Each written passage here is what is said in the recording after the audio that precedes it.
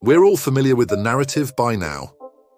Chelsea, once Champions League winners and world champions, now find themselves languishing in mid-table just 2 years later, alongside Brighton, Fulham and the like. Issues like recruitment, overspending and frequent managerial sackings have wreaked havoc on the club, and there's one individual who shoulders much of the blame. However, what if I were to suggest that there's been someone working behind the scenes, orchestrating Chelsea's downfall all along? To truly understand who is responsible for Chelsea's decline, we need to rewind to 2022, when Roman Abramovich was compelled to sell Chelsea. The US bank, Rain Group, facilitated the club's sale.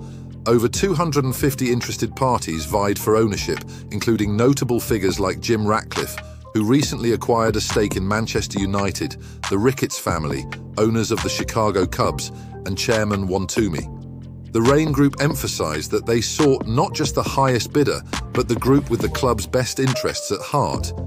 Ultimately, a consortium comprising Clearlake Capital, Hans-Jörg Wyss, and Todd Boehly clinched the deal. Boehly emerged as the spokesperson for the ownership, articulating a vision that emphasized making fans proud, investing in the club's youth and women's teams, and acquiring top talent.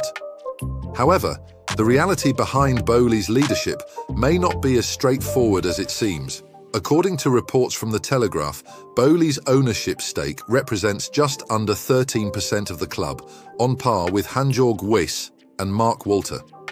The Lions' share, amounting to 61.5%, belongs to Clearlake Capital, managed by Jose Feliciano and Behdad Eghbali. This discrepancy is significant because it sheds light on differing priorities within the ownership structure. Boehly's stake is entirely self-financed, reminiscent of former Chelsea owners. In contrast, Feliciano and Eghbali hold minimal personal stakes within Clearlake's 61.5% fund, which they manage. This contrast becomes crucial when considering the long-term versus short-term objectives of the owners. Boehly often speaks of Chelsea's next 2 decades, prioritizing sustained success on the pitch. Conversely, external experts suggest that Feliciano and Eghbali face greater pressure to deliver quick returns for investors. Consequently, the primary focus for the majority owners at Chelsea isn't necessarily long-term sporting success, but immediate financial gains. While Feliciano remains largely silent on club matters, the driving force behind Chelsea's flawed strategy appears to be Behdad Eghbali. Astonishingly, Eghbali candidly outlined his intentions for Chelsea back in 2022 during an interview with Portico. He remarked that Chelsea was perceived as an undermanaged asset across footballing, sporting, and promotional aspects. This assertion raised eyebrows, given Chelsea's status as one of the most successful English clubs of the 21st century. Eghbali's perspective stemmed from his belief that European sports lagged behind their American counterparts in commercial and data sophistication. Eghbali's comments regarding European sports' lag in commercial and data sophistication point to his inclination towards replicating American sporting structures at Chelsea. In American leagues like the NBA and MLB, statistical analysis plays a pivotal role in assessing player value and team dynamics. Teams like the Houston Rockets and Oakland Athletics have achieved success by leveraging data-driven strategies to optimize player performance and team composition. Additionally, American sports leagues feature mechanisms such as salary caps and minor league systems to maintain parity between teams and develop young talent. These principles contrast sharply with traditional football models in Europe, but align with Eghbali's vision for Chelsea. Eghbali's ambition to implement American sporting principles at Chelsea manifests in several ways. Firstly, he advocates for multi-club ownership to facilitate player development and data-driven scouting to inform squad decisions.